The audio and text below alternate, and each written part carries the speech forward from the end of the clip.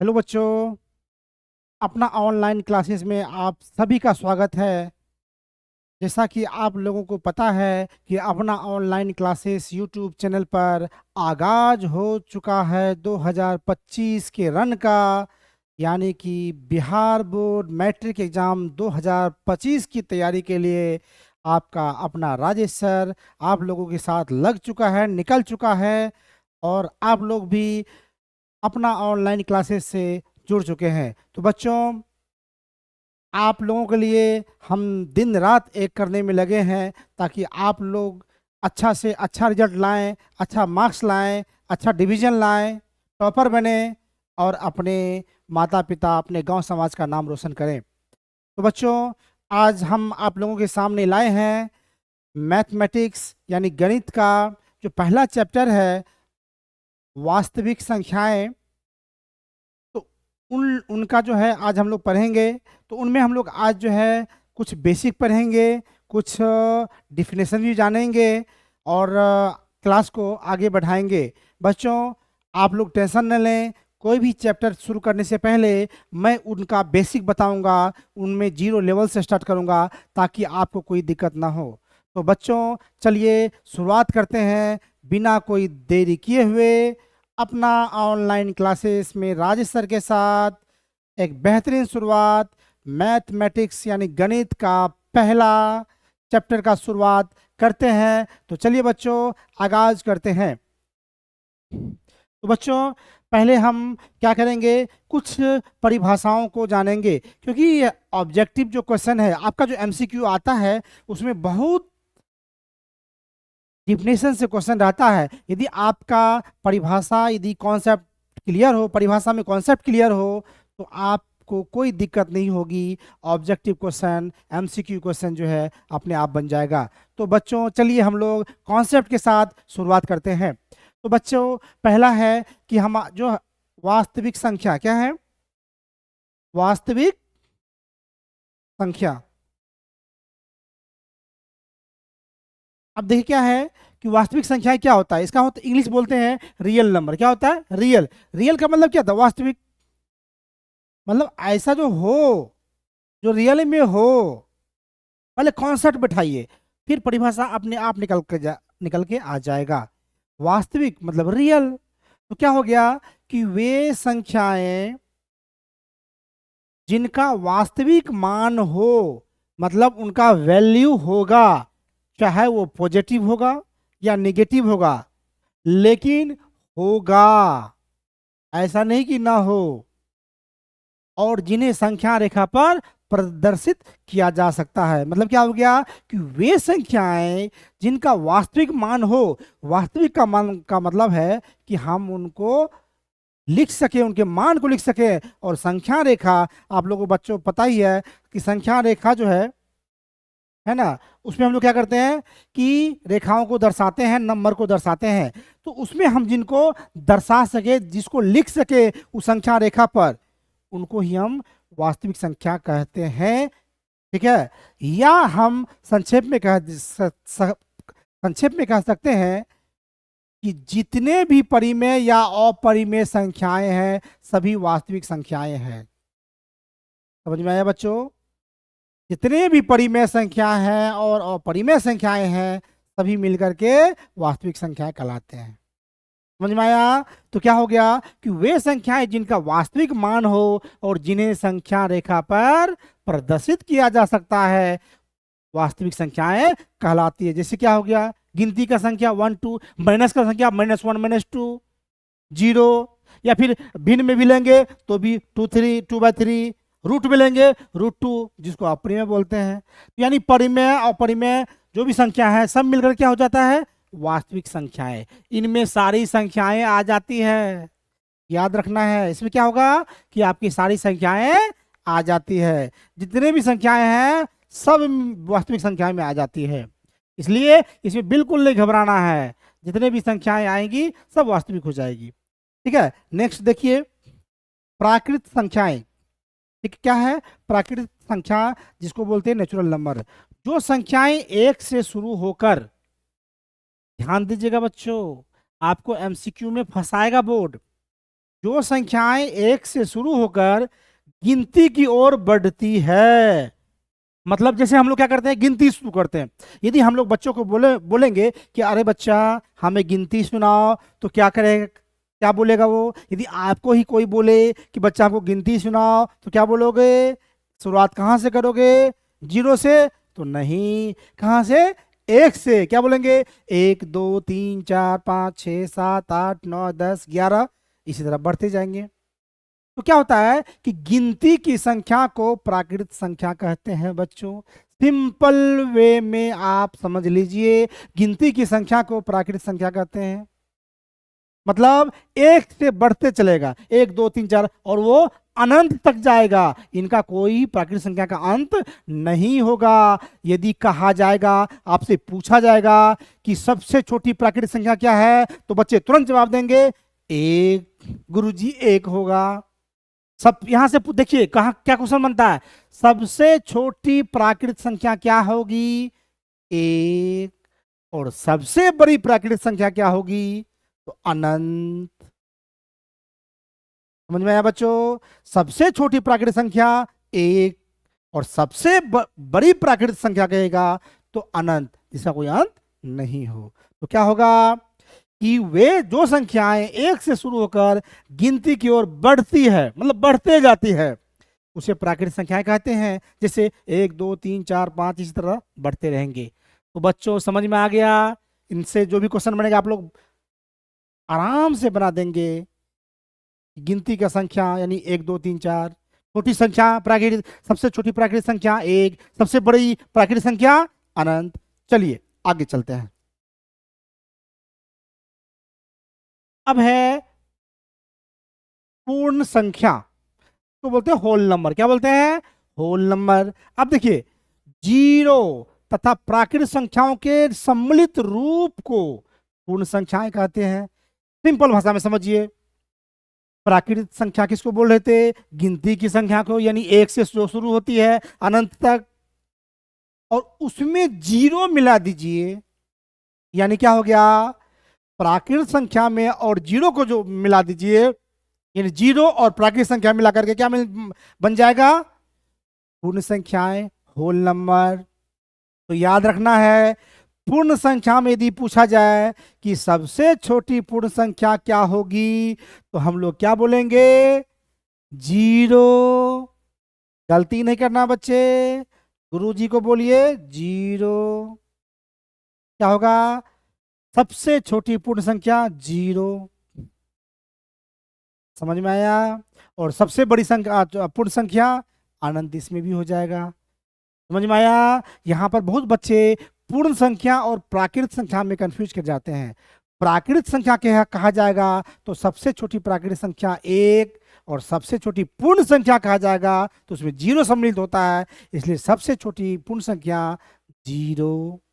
समझ में आया बच्चों? यहाँ से दो क्वेश्चन बनेगा, इसका भी हम लोग क्लियर कर दिए। जीरो शुरू करेंगे, जीरो, एक, दो, तीन, चार, पाँच, छः, इसी तरह चलते जाएगा। समझ में आया बच्चों? जी गुरु जी। तो अपना ऑनलाइन क्लासेस बच्चे धमाकेदार प्रदर्शन करेंगे और बिल्कुल कॉन्सेप्ट के साथ सही आंसर मारेंगे। तो चलिए आगे चलते हैं। सम संख्या।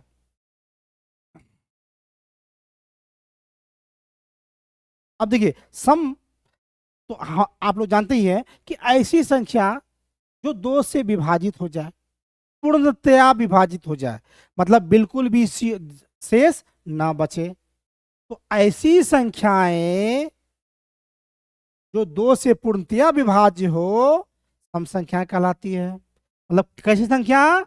ऐसा कोई संख्याएं होंगी जो दो से पूरी पूरी कट जाएगी तो वह संख्या सम संख्या कहलाएगी। जैसे 2, 4, 6, 8, 10, 12, 14, 16, 100, 200, ठीक है। या फिर जिसके इकाई स्थान पर सिंपल सा पहचानने का फंडा, यदि बड़ा नंबर दे दे तो क्या होगा कि जिस संख्या के इकाई स्थान पर 0, 2, 4, 6, 8 रहेगा तो वो संख्याएं सम होगी। जैसे हम बोलेंगे 2, 6, 2, 0, 0 है लास्ट में, इतनी बड़ी संख्या है, ये सम हो जाएगा। 2, 5, 4, 2, लास्ट में क्या है, 2 है, यानी इकाई स्थान पर क्या है, 2 है। यानी जो बड़ी भी संख्या होगी उसका इकाई स्थान को देख करके हम लोग समझ जाएंगे ये कौन सी संख्या है। तो जिस संख्या के इकाई स्थान पर 2 4 6 8 0 हो जाए वो क्या होगा, सम संख्याएं। तो ऐसी संख्याएं जो 2 से पूर्णतया विभाज्य हो सम संख्याएं कहलाती है। समझ में आया बच्चों? जी गुरुजी। चलिए अब आगे बढ़ते हैं।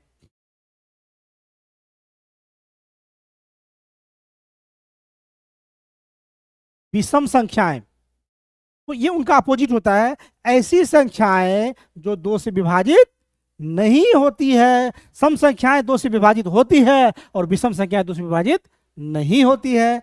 तो जैसी संख्याएं जो 2 से विभाजित नहीं होती है विषम संख्याएं कहलाती है। जैसे 1 3 5 7 9 11 13 18 13 19 21, इसी तरह हम लोग बढ़ते जाएंगे। जो भी संख्याएं 2 से विभाजित नहीं होगी वो विषम संख्याएं कहलाएगी। चलिए अब चलते हैं अभाज्य संख्या या रूट संख्या। अभाज्य और मतलब नहीं, भाज्य मतलब विभाजित, मतलब ऐसी संख्याएं जो विभाजित ही नहीं हो। लेकिन किससे, एक से तो सभी संख्याएं हो जाएगी, स्वयं से तो सब हो जाएगा। तो इसमें कंडीशन क्या है कि ऐसी संख्याएं जो एक और स्वयं को छोड़कर, मतलब एक और स्वयं को छोड़ दिया जाए तो दूसरी संख्याओं से विभाज्य न हो, अभाज्य संख्याएं कहलाती है। मतलब क्या हो गया बच्चों, इसमें भी कंफ्यूजन होता है और इनका कंफ्यूजन हम आपको दूर करते हैं। अभाज्य संख्या में क्या होता है कि ये ऐसी संख्या होती है, एक से विभाजित कीजिएगा तो होगा, स्वयं से कीजिएगा तो होगा, दूसरे से नहीं होगा। तो अब इसमें कंफ्यूजन क्या होता है कि जैसे ये शुरुआत कहाँ से हो। यदि हम बोलेंगे, ये बोलेंगे कि एक होगा क्योंकि एक से तो एक विभाजित हो जाता है, लेकिन दूसरी कंडीशन उसमें फुलफिल नहीं होती है। उसमें एक ही कंडीशन होता है कि वो एक से विभाज्य है, इसलिए एक अभाज्य संख्या नहीं होगी। याद रखिएगा बच्चों। तो फिर दो सबसे छोटी अभाज्य संख्या पूछे कि सबसे छोटी अभाज्य संख्या क्या है, तो बच्चे दो। आप लोग कहेगा नहीं गुरुजी दो कैसे होगा, दो तो सम संख्या है। बच्चों हम डिफिनेशन में क्या बताए हैं, ऐसी संख्याएं जो एक और स्वयं के अलावा किसी और से विभाजित ना हो। दो किससे विभाजित है, एक से तो है, और दो मतलब स्वयं से है। इनका विभाजक दो से ज्यादा नहीं है, यानी एक और स्वयं। तो दो क्या हो गया, अभाज्य संख्या हो गया। तो बच्चों यदि कोई भी पूछे, कहीं पूछे क्वेश्चन में आए कि सबसे छोटी अभाज्य संख्या क्या है, तो दो। कंफ्यूजन नहीं कीजिएगा, सबसे छोटी अभाज्य संख्या दो। बच्चों याद रहेगा, सबसे छोटी अभाज्य संख्या क्या हो जाएगा, दो। ठीक है, तो इसलिए क्या होगा, दो भी है, तीन भी है, पांच भी है, सात भी है, 11 भी, 13 भी, 17 भी, 19, इसी तरह 23, 29, 31, 37, 41, इसी तरह और भी संख्याएं हैं। समझ में आया, कॉन्सेप्ट क्लियर हो गया। सबसे छोटी अभाज्य बोलेगा तो दो लिखना है, समझ जाना बच्चों, दो लिखना है। ठीक है, तो चलिए अब आगे चलते हैं। अब कहेगा सर सबसे छोटी सम संख्या पूछ दे तो भी दो हो जाएगा, दो से शुरू होती है। चलिए आगे चलते हैं।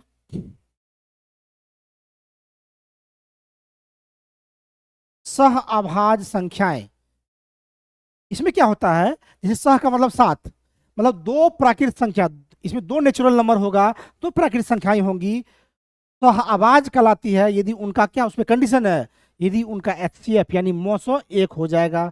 कोई भी दो संख्या ले लीजिए, जैसे 4 9 है, इनका मौसो कीजिए तो एक आता है। 4 से 9 में भागा दीजिएगा, 4 दूना 8, एक से बचेगा, एक से 4 कट जाएगा, तो इसका मौसो क्या हो गया, एक। इनका भी मौसो कीजिएगा एक, इनका भी मौसो कीजिएगा एक, यानी एक सम एक विषम ले लीजिए तो उनका जो होता है मौसो वो एक होता है। क्या होता है, एक होता है। समझ गए बच्चों, और वो क्या हो गया, सह अभाज्य, यानी एक सम एक विषम रहेगा और उन दोनों का मौसो क्या मौसो क्या होना चाहिए, एक होना चाहिए, तो क्या हो जाएगा, वो सह अभाज्य हो जाएगा। समझ गए बच्चों, क्या होगा, एक सम होगा एक विषम होगा, चलेगा। ठीक है, अब देखिए पूर्णांक, पूर्ण जोड़ अंक। अब इसमें क्या होता है कि प्राकृतिक संख्याओं के संग्रह में जीरो तथा ऋण पूर्णांकों का को शामिल करने से प्राप्त संख्याएं पूर्णांक कहलाती है। अब देखिए क्या होगा, हम लोग अभी क्या पढ़े, पहले पढ़े, फिर से रिकॉल करते हैं बच्चों, देखिए कंफ्यूजन दूर हो जाएगा। प्राकृत संख्या किसको कहते हैं? गिनती की संख्या को, यानी 1 2 3 4। उसमें फिर क्या करेंगे, पूर्ण संख्या यानी होल नंबर, तो जीरो भी उसमें शामिल कर देंगे तो पूर्ण संख्या हो गया। अब उसमें यदि माइनस वाला शामिल कर देंगे तो वो पूर्णांक हो जाएगा। क्या हो जाएगा? पूर्णांक। यानी क्या हो गया, प्राकृतिक संख्याओं था, उसका संग्रह तो था ही, उसमें जीरो तो था ही, और उसमें ऋण पूर्णांक यानी ऋण संख्या को भी शुरू उसमें क्या किया, ऋण पूर्णांक को जोड़ दिए। तो जैसे -1 -2 -3 -4 -5, उसको यदि शामिल कर दिए तो उससे जो प्राप्त संख्याएं होगी वो पूर्णांक कहलाएगी। मतलब इसमें पूर्ण संख्याएं मतलब प्राकृतिक संख्या, पूर्ण संख्या और निगेटिव यानी ऋणात्मक संख्या को मिलकर के पूर्णांक बनता है। अब इसमें पूछा जाता है कभी कभी कि पूर्णांक जो होता है वो कितने प्रकार के होते हैं? तो बच्चों 3 प्रकार के पूर्णांक। कितने प्रकार के? 3 प्रकार के। इनके डिफिनेशन से ही पता चलता है कि इसमें 3 तरह के होते हैं। एक होता है धनात्मक, एक होता है ऋणात्मक।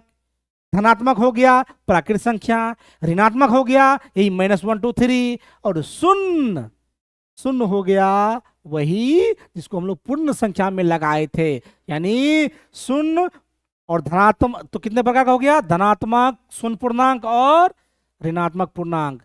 3 तरह के पूर्णांक इस तरह का ऑब्जेक्टिव आता है। बच्चे पूछा जाए कि पूर्णांक कितने तरह के होते हैं? 3 तरह के। कौन कौन? शून्य, धन पूर्णांक, ऋण पूर्णांक और शून्य पूर्णांक। ठीक है। और इसमें कितने तरह की संख्या शामिल होती है? प्राकृतिक संख्या, पूर्ण संख्या यानी जीरो, और उसके बाद ऋणात्मक पूर्णांक भी इसमें शामिल होती है। चलिए आगे हम लोग फिर पढ़ते हैं।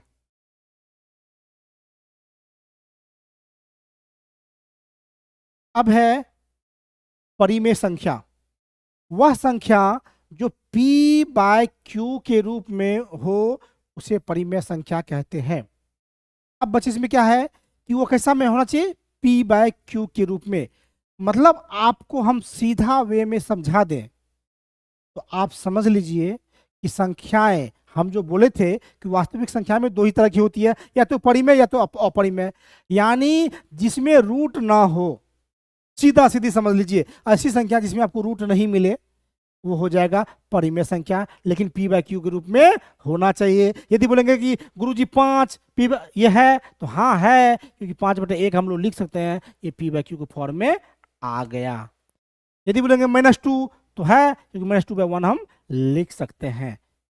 समझ गए बच्चों? तो इसमें क्या हो गया कि इसमें ऐसी संख्याएं रहेगी जो धनात्मक भी हो सकती है, ऋणात्मक भी हो सकती है, शून्य भी हो सकती है। ठीक है, लेकिन उसमें रूट नहीं होना चाहिए। रूट जैसे होगी तो क्या हो जाएगा? वो परिमेय संख्या नहीं होगी। लेकिन पूछ दे कि √4 परिमेय संख्या है, तो है, क्योंकि √4 का वर्गमूल 2 हो जाता है और वर्ग हट जाता है, वर्गमूल तो रूट जो है हट जाता है, इसलिए ये होगा। तो क्या होगा कि ऐसी संख्या होगी जिसमें रूट ना हो, यानी रूट यदि रूट के अंदर संख्या हो भी तो उसका वर्गमूल निकल जाने के बाद क्या होगा? रूट उसका खत्म हो जाता है, तो वो संख्या नहीं होगी, तो वो क्या होगा? परिमेय संख्या हो जाएगी ना, हो जाएगी। तो बच्चों p/q के फॉर्म में होगा, लेकिन उसमें रूट नहीं होगा, तो वह संख्या जो p/q के रूप में हो परिमेय संख्या कहलाती है या कहते हैं। जैसे 3/4, 2/3, 0, 2, -5, 5, ये सब क्या हो गया? परिमेय संख्या। यदि बोले √2 तो अपरिमेय, 1/√2 अपरिमेय, √3/2 1 अपरिमेय। कैसे? फिर देखते हैं। अपरिमेय संख्या उस संख्या को अपरिमेय संख्या कहते हैं जिसे p/q के रूप में नहीं लिखा जा सके, जैसे √2, √3, √5, 1/√2। यानी समझ लीजिए जिसमें रूट लगा हो वह अपरिमेय संख्या होती है, चाहे उसमें प्लस हो माइनस हो। यदि हम कहेंगे 1 + √3/2 होगी तो होगी, ये अपरिमेय है क्योंकि रूट लगा है। समझ गए बच्चों? यदि कभी भी एग्जाम्पल में पूछे कि यह संख्या अपरिमेय है कि परिमेय, तो देखेंगे यदि रूट लगा है तो सीधा सीधे बोल देंगे अपरिमेय है, और यदि रूट नहीं होगा तो परिमेय होगा। अपना ऑनलाइन क्लासेस के बच्चे बोलेंगे कि गुरुजी इसमें रूट लगा नहीं है तो ये परिमेय संख्या होगी, इसमें रूट लगा दी है और परिमेय संख्या होगी। तो बच्चों ये क्लियर है? जी गुरुजी। तो चलिए आगे बढ़ते हैं।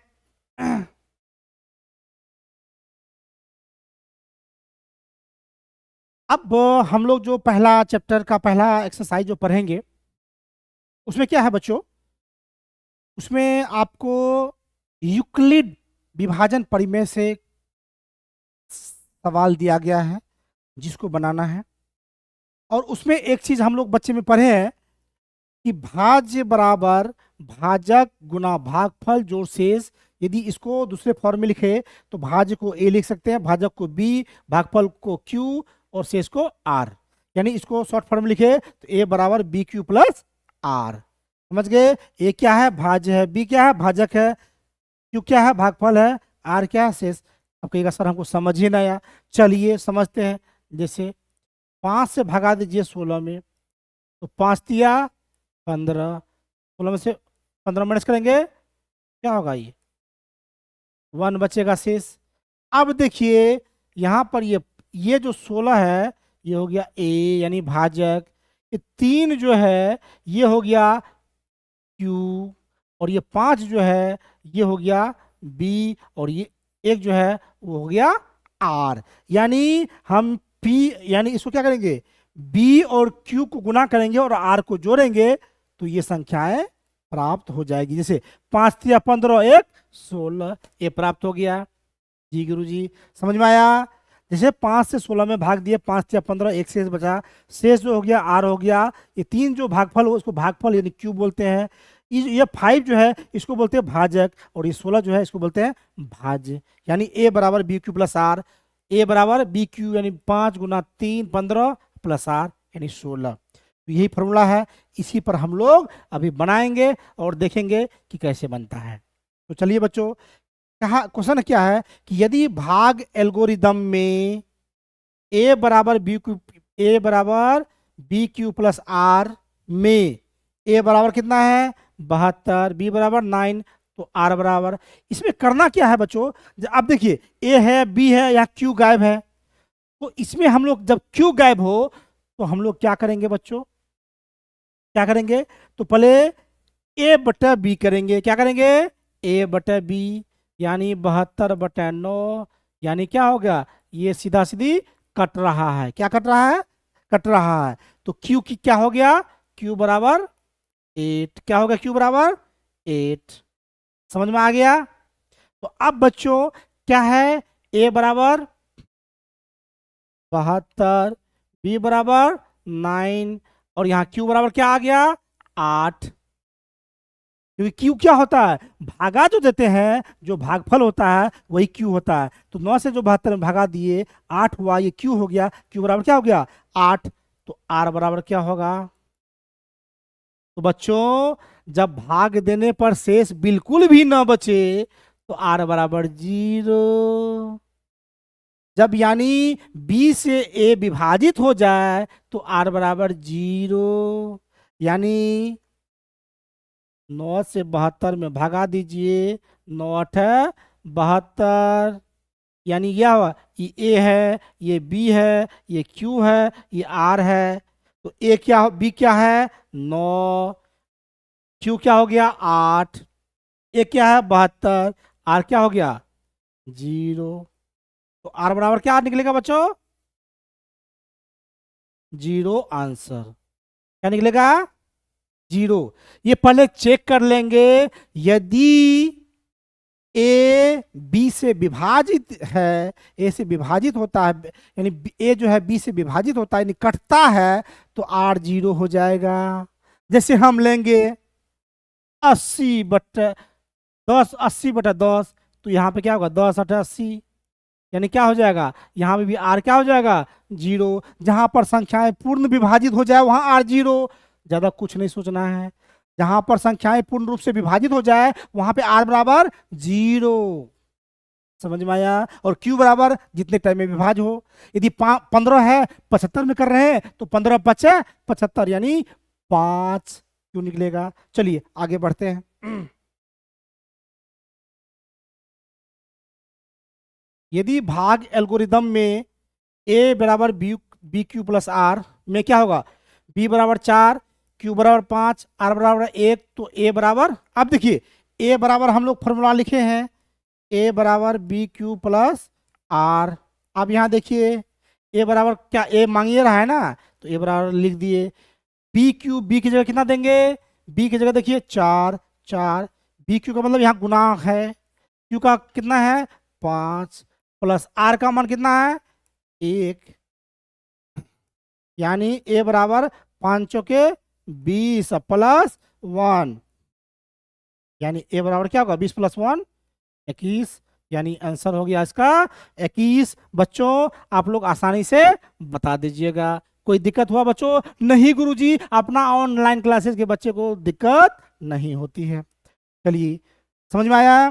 फिर से देखिए, ए बराबर बी क्यू प्लस आर, ये जो है ये फॉर्मूला है, ठीक है, जिसमें ए मांग रहा है, जिसमें बी बराबर 4 दिया हुआ है, 4 दिया हुआ है तो 4 दे दिए, क्यू की जगह क्यू दिया हुआ 5 तो 5 दे दिए, प्लस आर की जगह 1 दिया हुआ है तो 1 दे दिए, पंचों के 20 जोड़ 1, 20 1 21। ठीक है बच्चों, चलिए नेक्स्ट, समझ में आ गया? चलिए नेक्स्ट हम लोग पढ़ते हैं।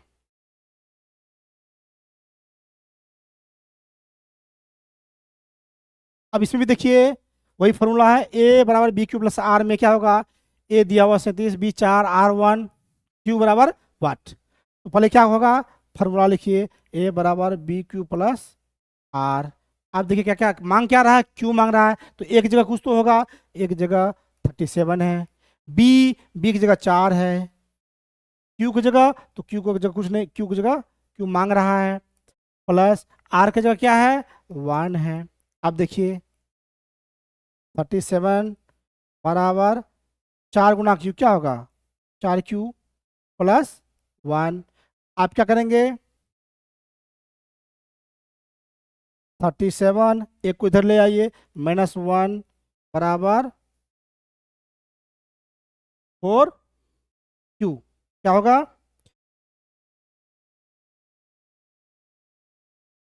4 क्यू। अब देखिए क्या होगा, 37 यानी 37 में से एक जाएगा, 36 बराबर 4 क्यू, इसको इस साइड लिख लिए, इसको उस साइड दे आइए, 4 क्यू बराबर 36 और क्यू बराबर 36/4, यानी 4 नवा 36, यानी क्यू बराबर 9 आंसर। क्यू बराबर क्या आया 9 आंसर, समझे? जी गुरु जी। देखिए फिर से देखिए, ए बराबर बी क्यू प्लस आर, ए 37 दिया हुआ है, 37 दिया हुआ है, बी का मान 4 दिया हुआ, क्यू नहीं दिया हुआ तो क्यू की जगह क्यू छोड़ दिए, प्लस आर, आर की जगह 1 दे दिए, 37 की जगह 37 दे दिए, 4 गुना क्यू 4 क्यू हो गया प्लस 1। अब क्या किए 1 को बाएं साइड ले आए, तो क्या होगा, कोई भी साइड चेंज करता है तो उसका क्या होता है, साइन बदल जाता है, तो 1 प्लस था इधर आ गया तो माइनस हो गया, 37 में से एक गया, 36 बराबर 4 क्यू। अब पूरा को इस साइड लिखिए, पूरा को उस साइड लिख दीजिए, तो 4 क्यू इस साइड लिख दिए, 36 को दूसरे साइड लिख दिए, और क्यू बराबर क्या होगा 36/4, 4 से भागा दिए, 4 9 36, यानी क्यू बराबर 9 आंसर। समझ में आया बच्चों? जी गुरु जी। चलिए आगे चलते हैं। अब इसमें क्या हुआ कि इसमें भाग एल्गोरिदम में ए बराबर बी क्यू प्लस आर जो है यही फॉर्म है, और इसमें क्या बताना है, क्यू और आर दोनों गायब कर दिया गया है और दोनों बताना है।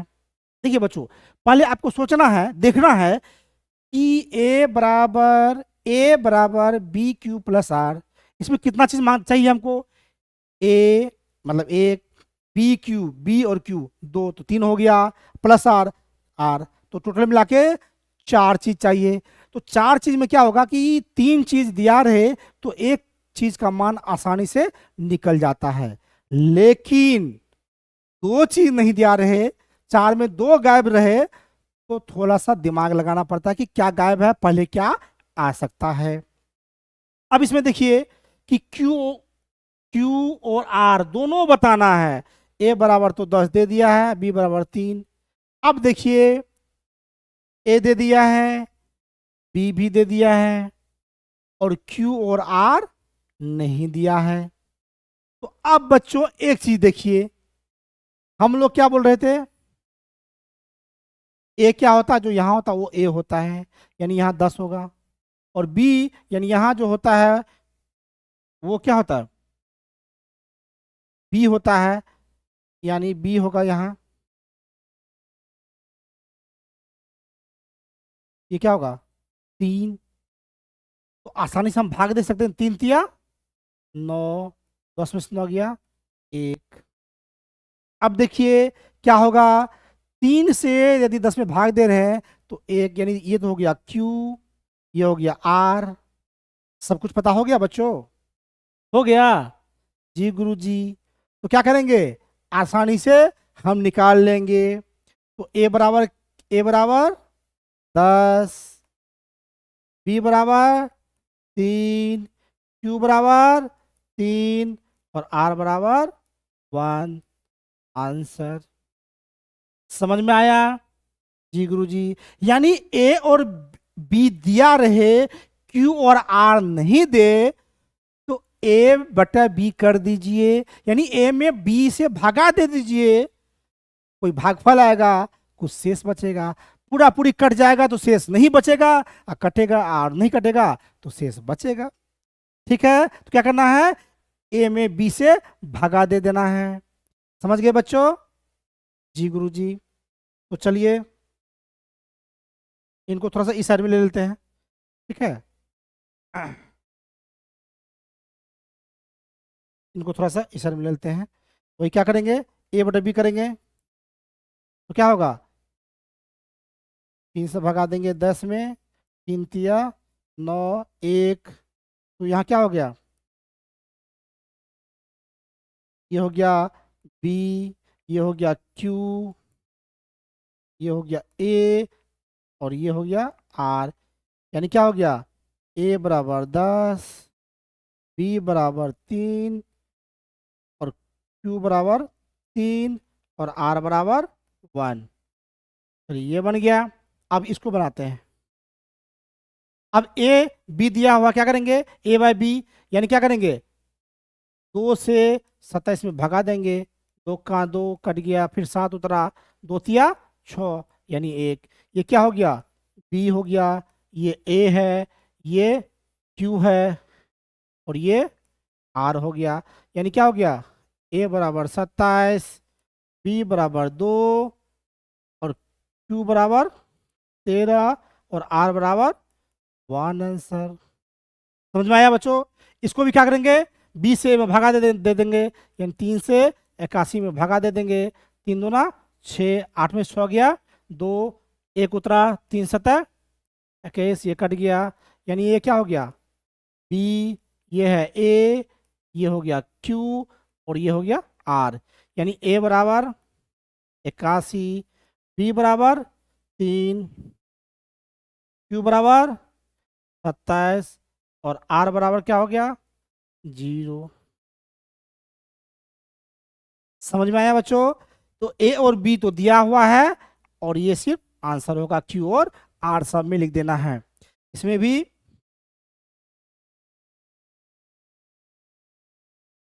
सब में क्या होगा, क्यू और आर आंसर होगा। सब में क्या होगा, क्यू और आर आंसर होगा, क्योंकि क्यू और आर ही सिर्फ मांग रहा है। समझे बच्चों, समझ में आया जी गुरुजी। तो मैं उम्मीद करता हूं कि आप लोगों को यह बहुत अच्छे तरीके से समझ में आया होगा, आप लोग बहुत खुश होंगे। और कोई भी कोई दिक्कत हो तो आप हमें, एक नंबर है मेरा, आप उस नंबर पे कॉल करके हमें पूछ सकते हैं। कोई भी दिक्कत हो, जैसे मेरा मोबाइल नंबर है 9661123890। क्या है, 9661123890। क्या है,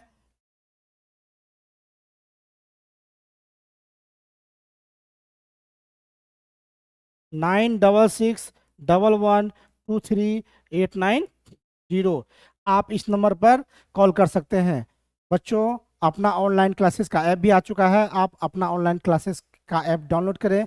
उस पर आपको model paper, model set, question bank, class test सब कुछ बिल्कुल फ्री मिलेगा। आपको सभी विषयों की प्रॉपर पढ़ाई की जाएगी। इसलिए आप लोग बच्चों निराश बिल्कुल ना हो। हमसे जुड़े रहें। डेली क्लास होगी, अब जो है लाइव क्लासेस भी चलेगी, इसलिए आप लोग मन से पढ़िए और अपना ऑनलाइन क्लासेस से जुड़िए। यदि क्लास अच्छी लगी हो तो अपना ऑनलाइन क्लासेस का लिंक को शेयर कीजिए। आप हमारे व्हाट्सएप चैनल से जुड़ने के लिए आप दिए गए जो हम नंबर दिए हैं इस पर हाई लिख करके भेजिए, हम एक लिंक भेजेंगे, वह आप उस पर जुड़ जाइएगा। वो आपका व्हाट्सएप चैनल लिंक होगा, उस पर हम चैनल का लिंक भेजेंगे, वीडियो का लिंक भेजेंगे, पीडीएफ भेजेंगे और कोई भी इन्फॉर्मेशन होगी तो भेजेंगे। तो बच्चों उस पर नंबर पर आप हाई लिखें। तो बच्चों आप लोग बिल्कुल निराश ना हो, सभी विषयों की पढ़ाई प्रॉपर वे में होगी, अच्छे तरीके से होगी, एक एक बिंदुओं पर चर्चा होगी। तो बच्चों मैं उम्मीद करता हूं कि आप लोगों को यह क्लास बहुत अच्छा लगा होगा, बहुत बेहतरीन लगा होगा। कोई दिक्कत या कोई कन्फ्यूजन हो तो कमेंट्स जरूर करें कि सर हमको यहाँ पे थोड़ा कन्फ्यूजन हुआ, हम उनको दूर करने का प्रयास करेंगे। अच्छा लगा हो तो भी कमेंट्स में ज़रूर लिखें। आप कमेंट्स ज़रूर करें, लाइक करें और अपने दोस्तों के साथ, अपने परिवार में जो भी पढ़ने वाले हैं उनको ज़रूर से ज़रूर शेयर करें। तो बच्चों इन्हीं के साथ मैं लेता हूँ आपसे विदा। मिलते हैं अगले क्लास में कल एक नई ऊर्जा के साथ, अगला एक्सरसाइज के साथ हम लोग शुरुआत करेंगे। तब तक के लिए बच्चों नमस्कार नमस्कार।